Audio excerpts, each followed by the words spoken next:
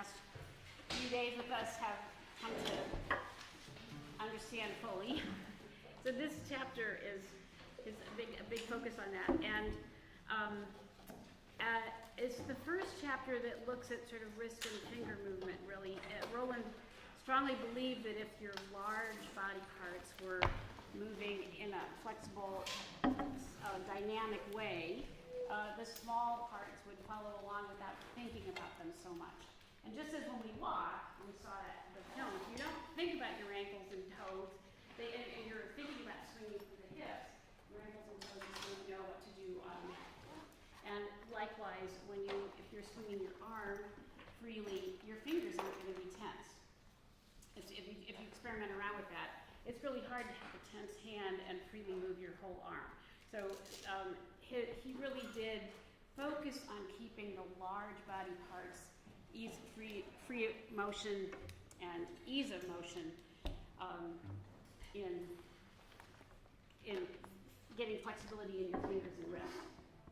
But sometimes when that doesn't happen, these are some exercise we have to do, or he recommends doing. The first two actually are looking at your large body parts. The sequential action is holding your bow. You should get your bow. We're going to do these actions together.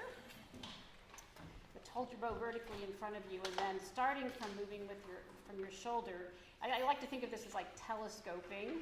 You're going to hold your bow above head with your fingers drooping down, so they're going to be more extended. And then just move with your fingers in hand, move the bow closer to the ceiling. That's a way to isolate so that you're just totally doing finger flexibility and not moving other parts of your arm.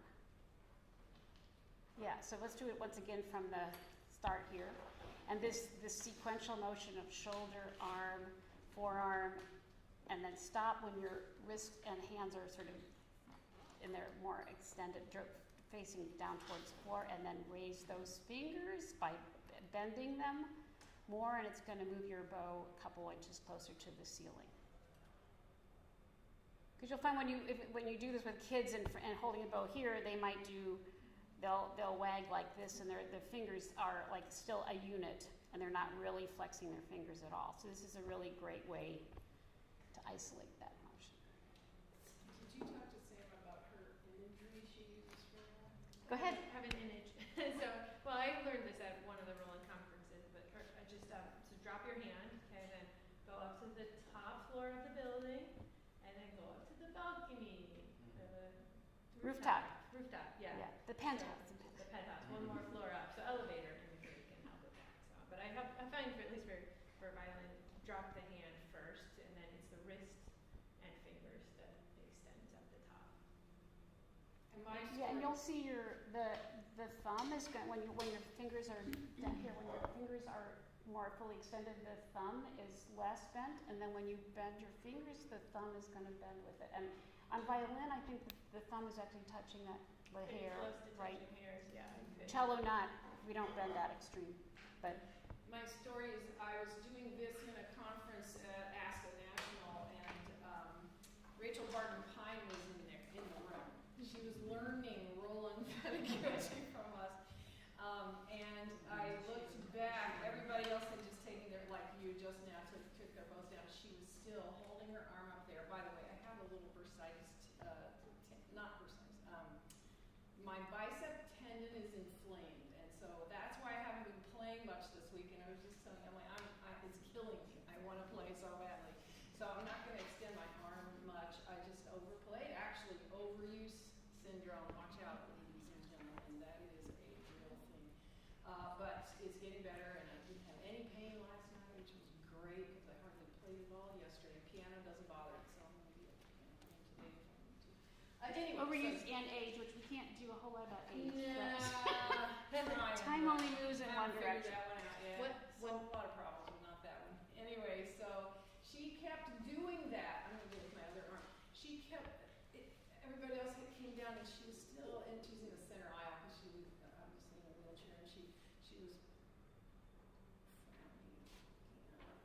So afterwards, I talked to her a little bit, and I said, so that flexibility in your hand, that I saw you doing that.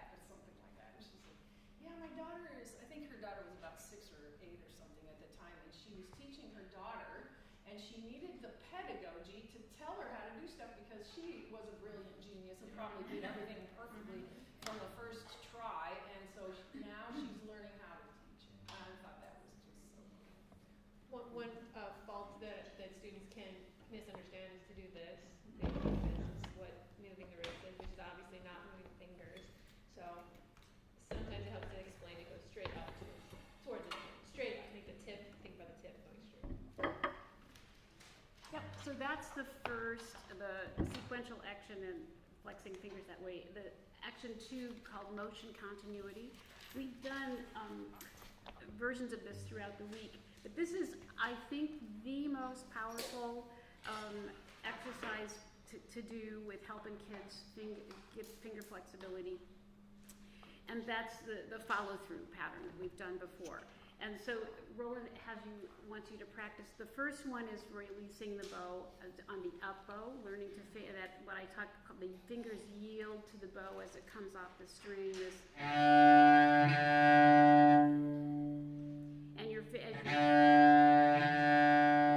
bend more, and the bow releases off the string. Do you want to show that on violin as well?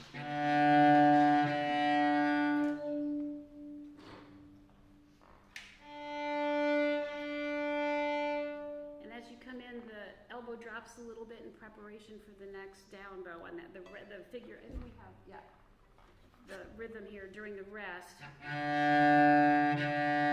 Elbow drops a little bit in preparation for the next down bow. I talked about Rolland talks about the arm folding as you come in. Yeah. So yeah, it lightens up the bow at the tip at the frog when you swing in, and you're not stopping artificially, letting the follow through with the elbow happen. And then you can do like a triplet. Sorry. So you can add a little more rhythm than just 2 straight quarters. Yeah. Do you guys want to experiment around with that a little bit today? I know we've done it earlier, but it's always, and this is, I like to start a lot of my lessons doing this motion, and it's a really great habit to instill in your students. When you see them releasing at the end of a song, their final note into the universe, like, oh, we've got it, we figured this out. So it's a real you know something's going on with your student when you see them release the string that way. Okay, so let's do the second rhythm, triple leg chord. 1, 2, 3.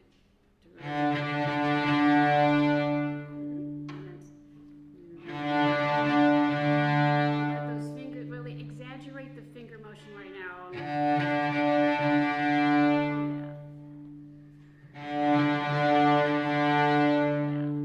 Good. And then the next pattern is to work on the releases of the down bow. So we have some the basic one is just a down bow, rest, rest. I think we have that. Yeah. We've done this earlier this week as well. So if we do, let's just try that basic three beat pattern. 1, 2, 3. Down, rest, and then fingers move.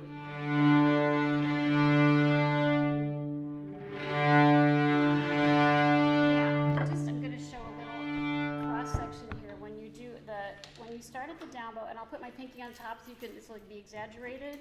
But when you start your down bow, the fingers are at their most bent state, and when we get to the tip, they're less rounded, curved, and they come back. So this is the profile look of my hand at the frog and at the tip. And my thumb has gone from a bent position at the frog to a straighter position at the tip. So let's try that and look at your own hand as you do it. We'll do it a little slower so you can observe. We're starting with curved fingers at the frog. Down.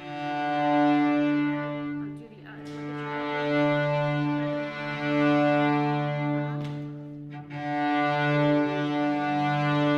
your start your up bow with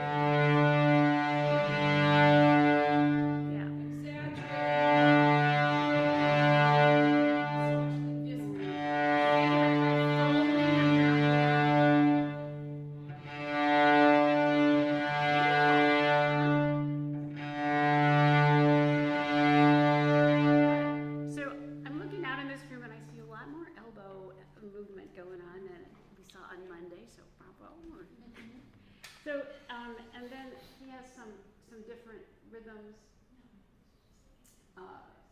Yeah, the second one on that first line. Up, down, up, down. Let's do that rhythm.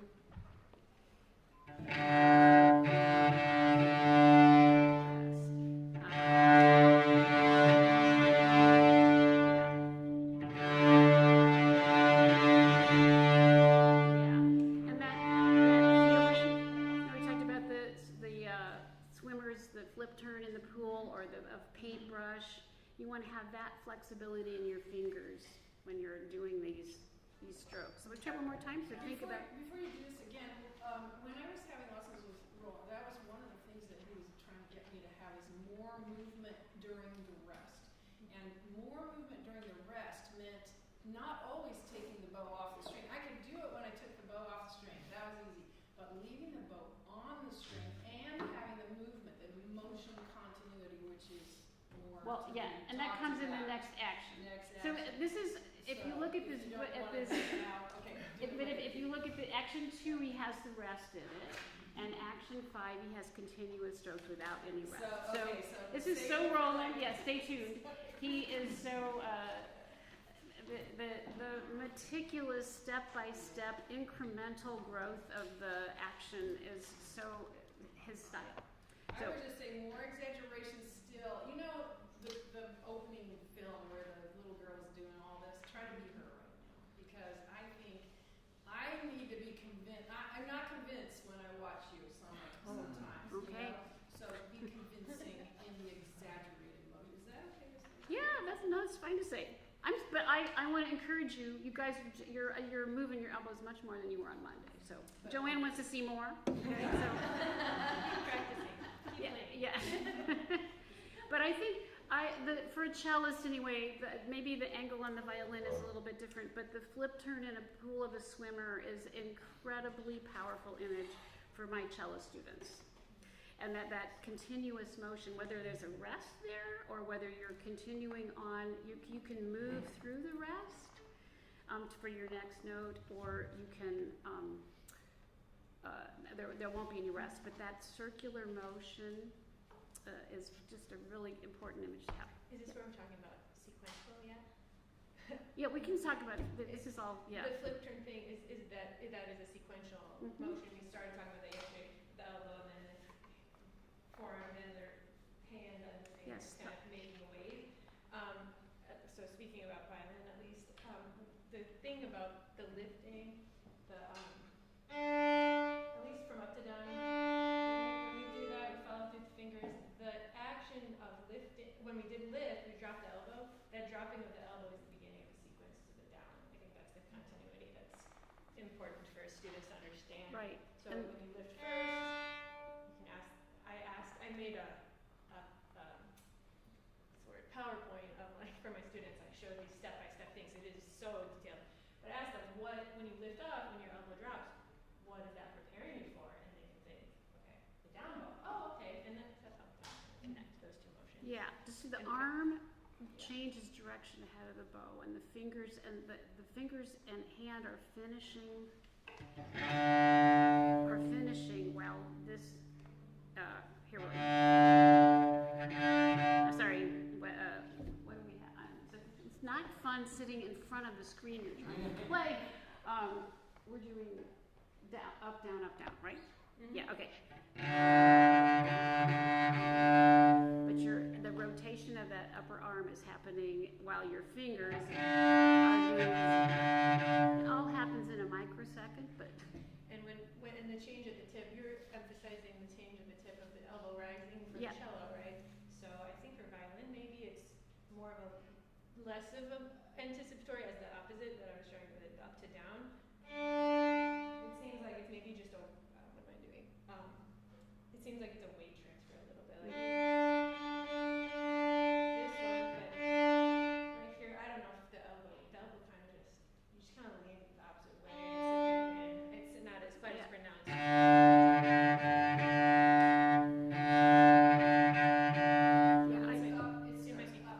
I'm sorry.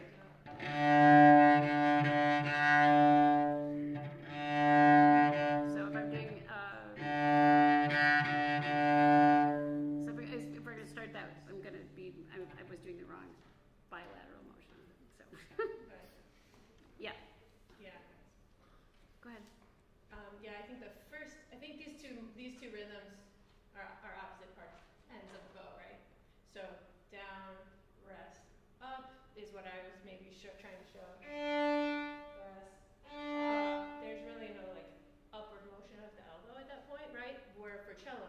do that first Yeah. rhythm. You're anticipating Yeah. that. Okay, and then the second rhythm. Rest. Up, down, up. Maybe it's right here. Where for you? Yeah. Maybe So- we're getting in the weeds a So little what's bit. the smooth turnaround for the violin? I think. What, you said the word transfer, and were you talking about finger weight, or are you talking about Transfer. elbow? Just a little Oh, confused. okay, so at the frog it's kind of a little easier to see. That drop of the elbow. But at the tip, like, what is the rhythm for this? I don't know, I think of this, right here. Weight transfer. Weight transfer from my core is like the biggest part of my body moving the opposite direction. Yeah. Oh, And then you that sort stops though. Yeah. So how are you initiating that turnaround is what I'm, it's not just your body. That's the sequence. I need to be able to teach this. I could probably do it myself, but I still don't understand it. Yeah, yeah. The concept of the body producing the action. That's the It's first thing, the biggest thing is the core lean. That's why I'm doing that first. But see that? Yeah. Okay. And then I'm just basically thinking of the swing of the yeah, the swing. Why don't you stand up and try it? I'll let everybody stand up. But the motion, it's the motion that the weight transfer is the large body moving, which keeps your fingers flexible and allows it to.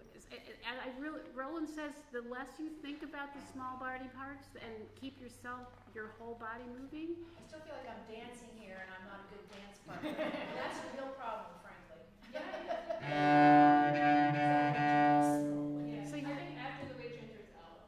Right. Elbow. Yeah. I'm going to disagree with Samantha just a little bit, because that was what Paul Rolland actually wanted me to do, was what you said you don't necessarily think about, which was the elbow raising and at the end of the bow stroke at the tip. So, rest. Yeah, but I don't want to rest. I just want to connect to the next tone. Well, that's the next. We're not doing that Oh, right I now. thought you were talking about No, that. that is actually that's 2 actions from now. But Sorry. All right. I'm just jumping ahead. But can we go, let's do this one then. so we are resting right now. And she says there's a little bit of upward to preparation. I understand your question now. Alright, So let's keep going. but we haven't answered your question. Well, I guess so. I mean, we were going to do something. I wouldn't mind doing it. I mean, if everybody else is good with that.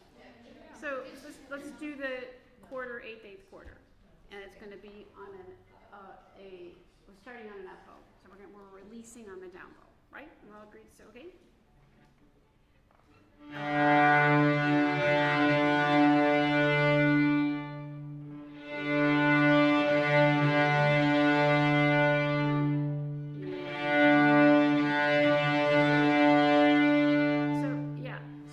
The Rolland book has a picture of the bow actually going into the air and thinking about when a frog comes into the air, you should come off the string. Your fingers yield to the bow as it comes. Sorry, I did that backwards.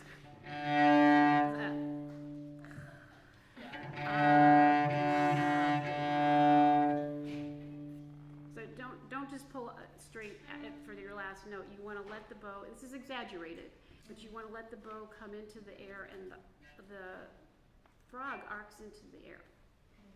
Yeah. Okay. We're starting up.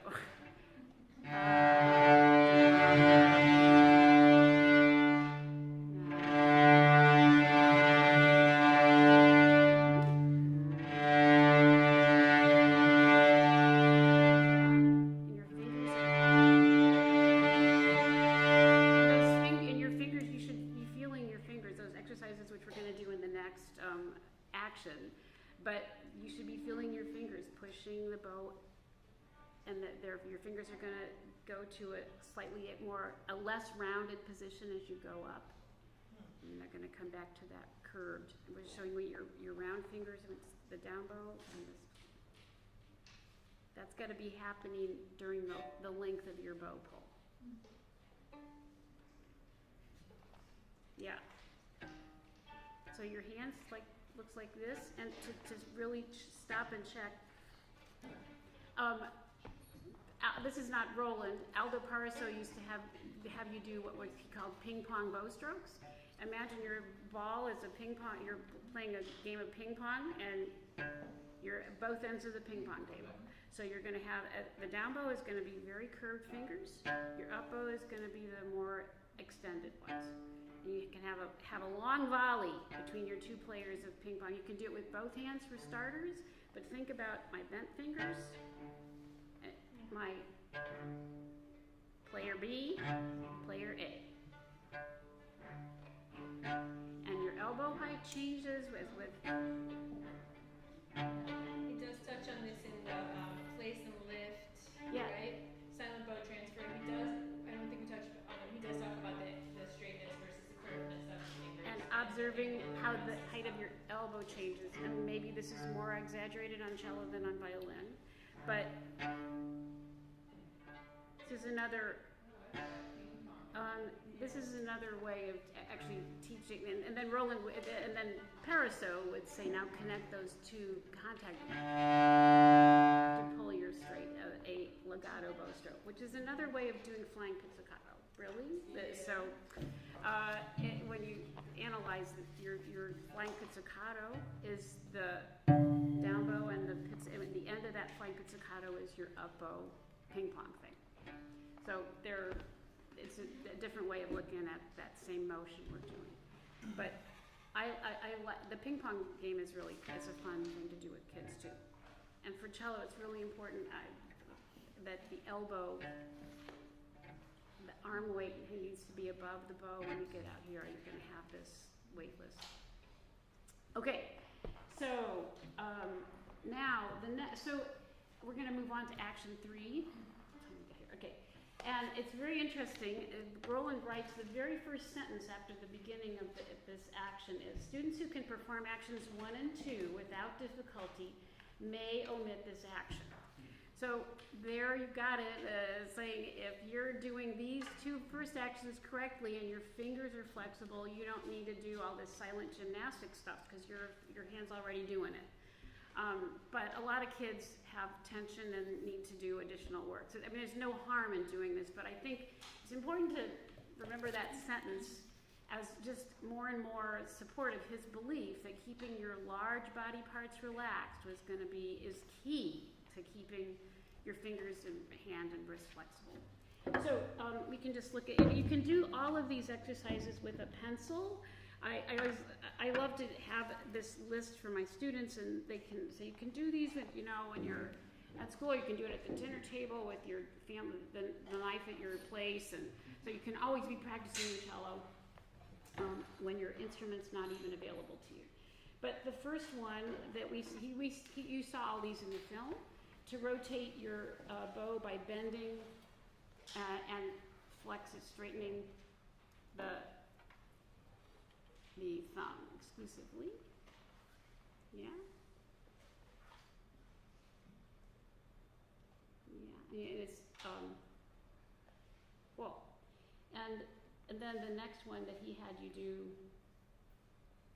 Oh, and then he has to repeat this while holding the bow at the approximate level of the lowest and highest strings.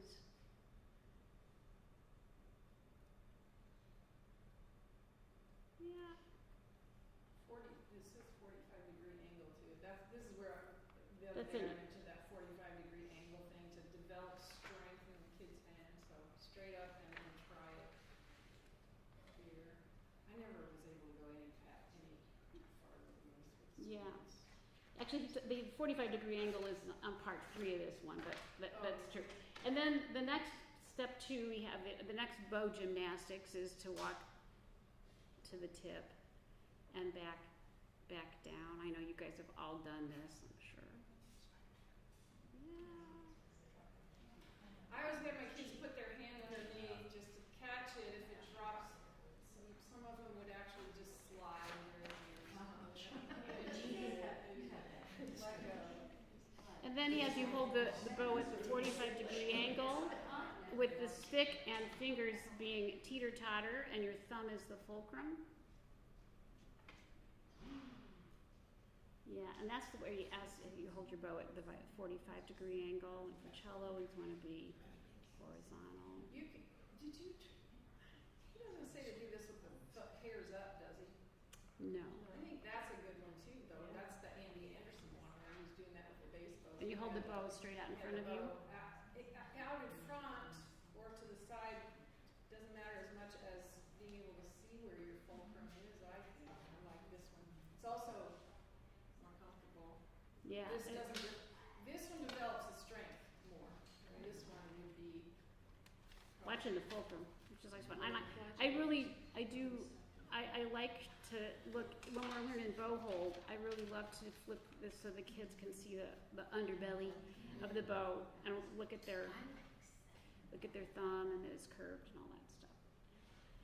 And then the last, again, to hold the bow vertically, and then just, this is sort of the same exercise we were doing up here. Now with the fully extended hand to do this point.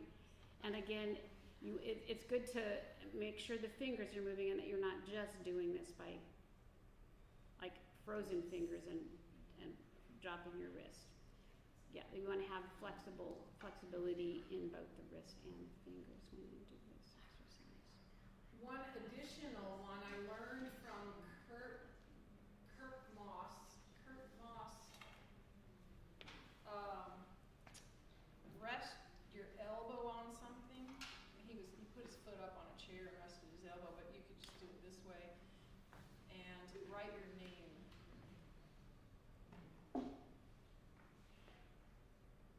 Write your name. With the end screw? With the end screw. I'm actually thinking the end screw, or you could do it with the tip. That's harder to control up there, but maybe that's Wow, the second okay. level. So imagine a pencil, like, That gets some that's a good flexibility going, exercise. and the kids, feel like it connects with them. That's good. Yeah, see, there's sort of like to use your bow is to move it, and this is just another level, a deeper level of that same concept. To use your bow is to move it. To flex your fingers is to move it.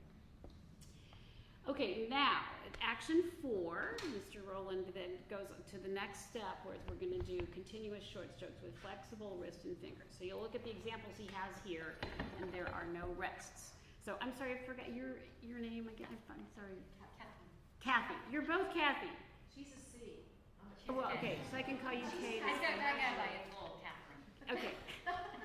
All right. So anyway, Kathy, you asked your question about there's no rest. So now we're doing the action without any rests. Okay. And again, he wants you to do these at the balance point for starters, and I think we have these all on the I have these in. I'm looking at my book. We're looking at the same. So, and Rolland says he gives a directive to think about the hairs on a brush. So you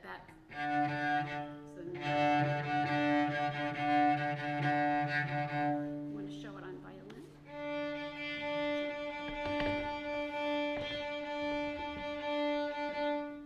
Yeah. Now, your question specifically was? The turnaround at the tip. Without losing sound and without having to stop, kids just have a real hard time with this, I think. I don't know, my kids do anyway, I don't know about yours, but. So to do it. Did you lose volume? What about your volume?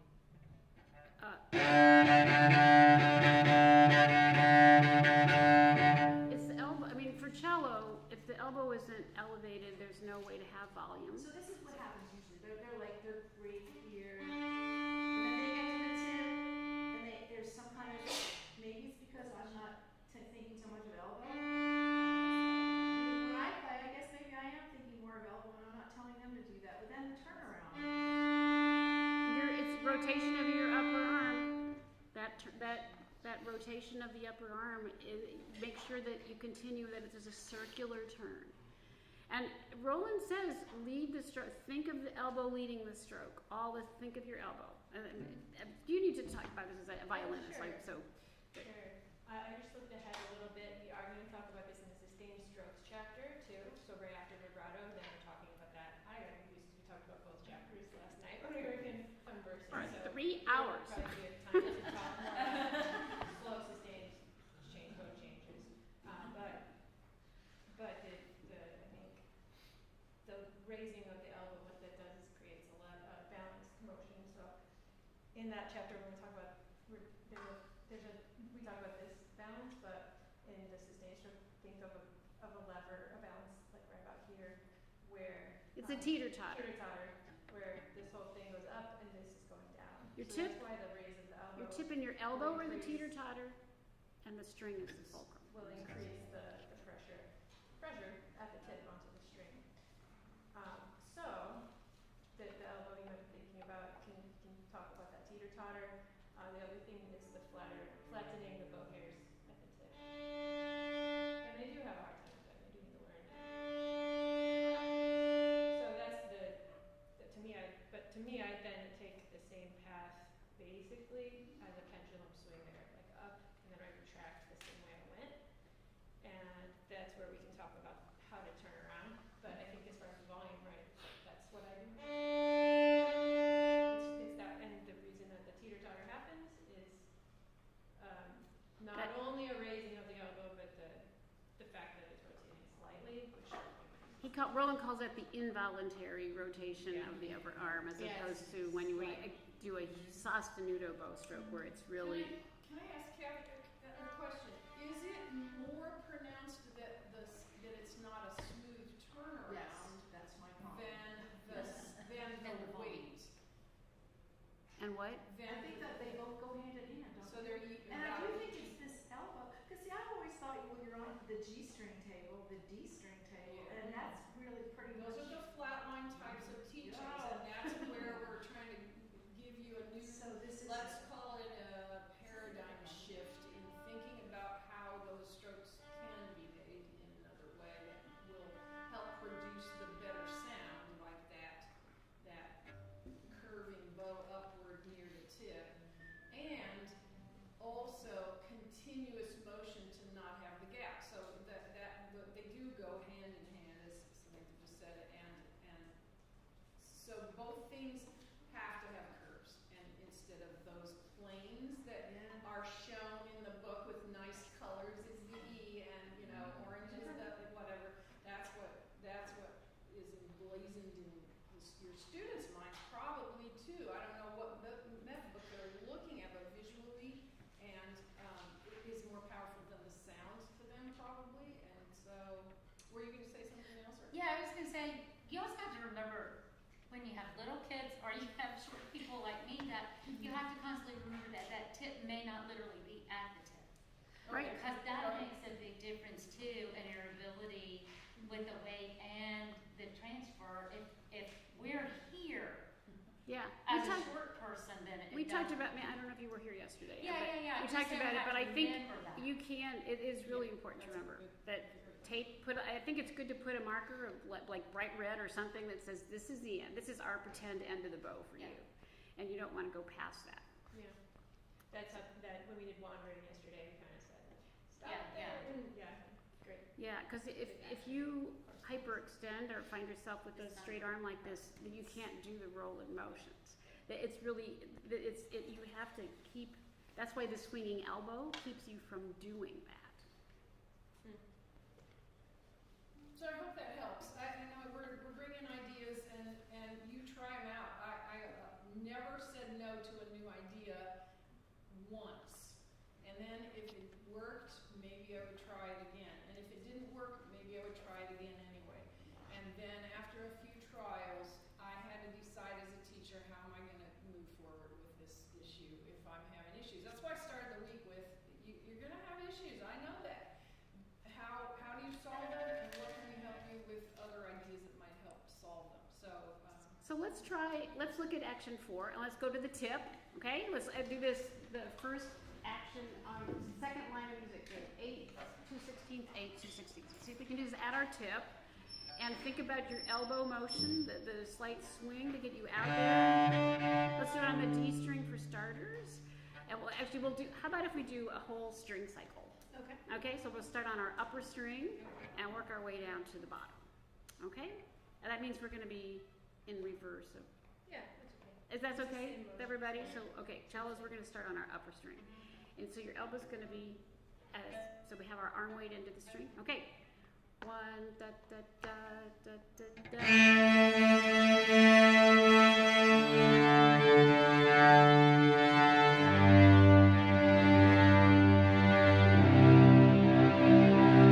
Yeah.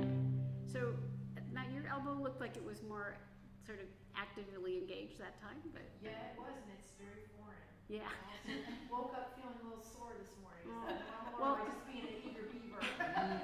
Just make sure that you have to make sure you don't involve the shoulder in elevating your What would elbow. that look like if I So- involved the shoulder? Raising the shoulder. No, don't raise your shoulder because that's Do it lawnmowers. Okay, no, I don't like that. Okay, I don't think I'm doing that. so yeah. So keeping those shoulders, that's something I was taught with my students about. You have to distinguish. When I say raise your elbow, they often raise it. So your shoulders are not your elbow. They're like, and so you practice doing this. You see it from the back easier than the front sometimes too. I walk around a lot with my students. I'm sure you figured that out too.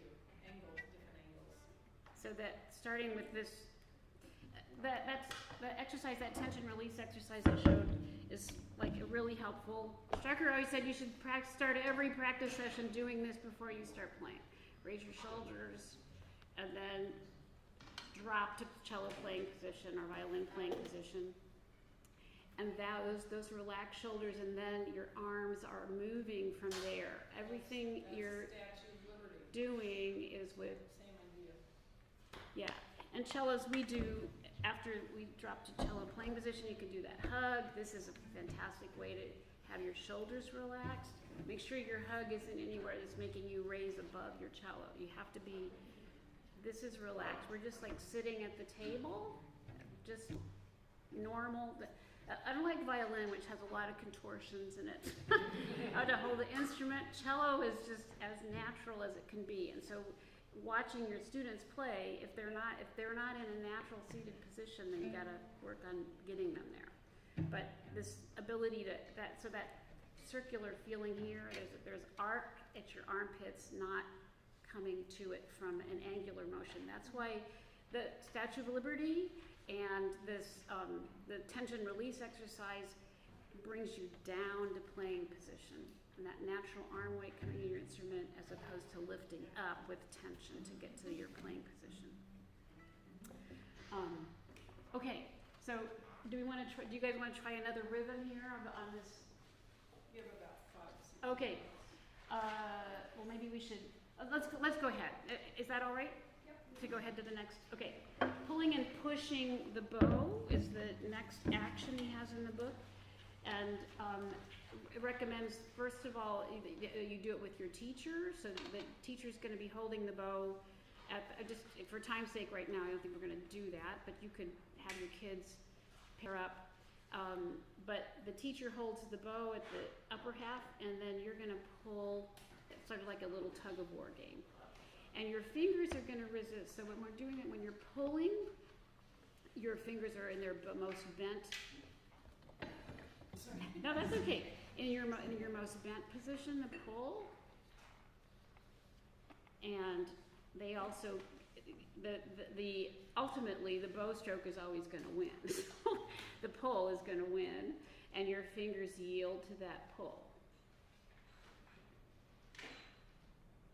But the weight stays in. This is how you pull a sostenuto continuous volume tone on your instrument.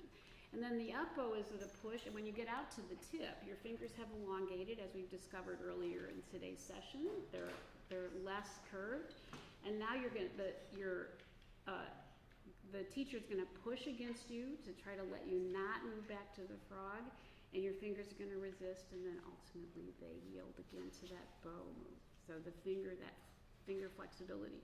I also call this, all this work we're doing today is like, I think of what your fingers are doing are the shock absorbers in a car. Your car is at the big body motion, and that your fingers are letting this ride be smooth. So anyway, so then that's a really great feeling feel that resistance that you have to feel.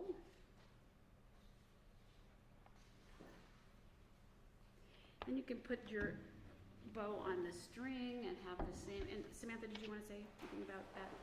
But you can have the same, when you put your bow on the string, you can have the same kind of resistance. And oftentimes when I'm teaching, I'm sure you guys all do this too, is when you're trying to develop this, a more in the string tone, to hold the bow at the tip while they're pulling a tone, and they just have to work, just, you know, just a fan.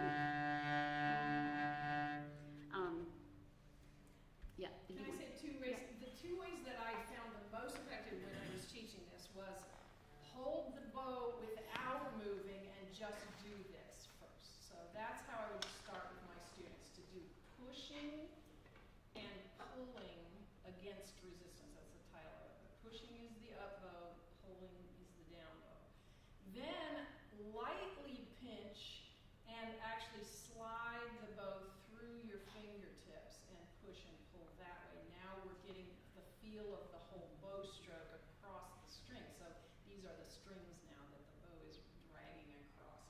But we did a poll of the Rolland teachers. What are your favorite actions? This was near the top. Everybody loves pushing and pulling, because if you've not been able to get somebody to do this, now they'll be able to do it here. This works really well for solving that flexibility and getting that beautiful deep tone as well. And do we have a picture for this exercise? I think you took it for action 6. I think you took the. No. Okay. Okay. So, I mean, for action 5, you don't have one for action 5. It's okay. No problem. All right. So you can just Rolland has you just do double. And pulling the bow. If we want to play a D and a G double stop, or like we can do A and D. So, everybody want to do that one? Oh, good. You did take it. Okay. So that is G and D. All right. So let's try 1, 2, 3. 1. And we should see it. Yeah, good. 1. Really feel the bow off, and think about your fingers. Yeah. And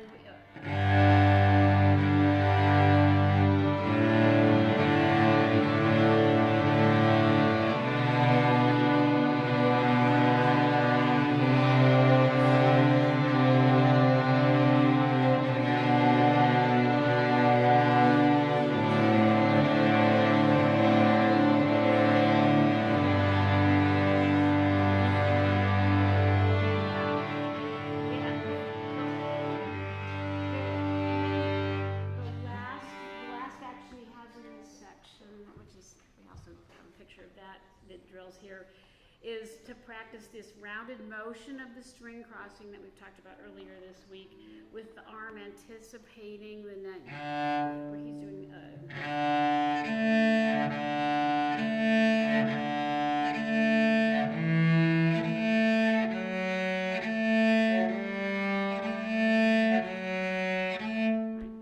You have to try that together?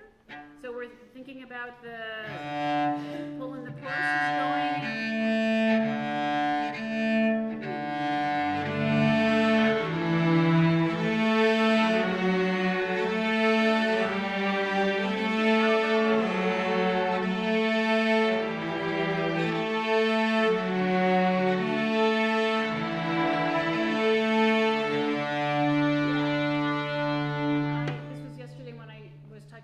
Stirring the bowl. This is that same motion that's going on.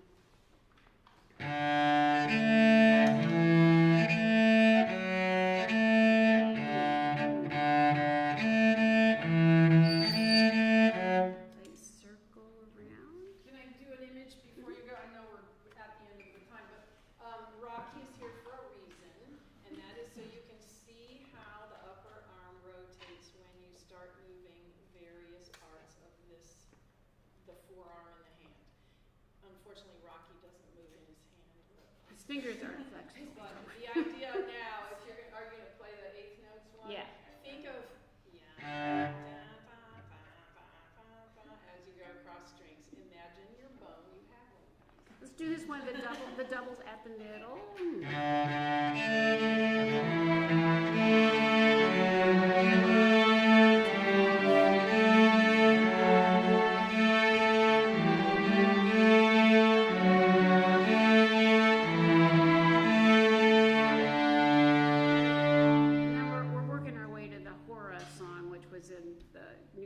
Strings that we played yesterday at the end of our playing session, but the stirring, you dip down and stay up on or reverse on violin, but ya ba ba ba is that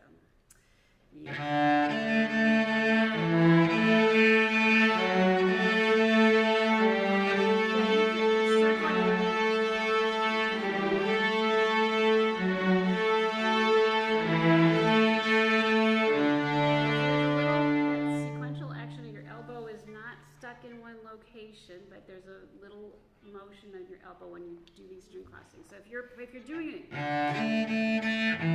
your elbow's not changing elevation slightly. It shouldn't be big, but it needs to be a very small motion going on there of that circular sort. If you're just going back and forth like this, that we're not achieving the goal of this. Okay? I think we're out of time. Yeah.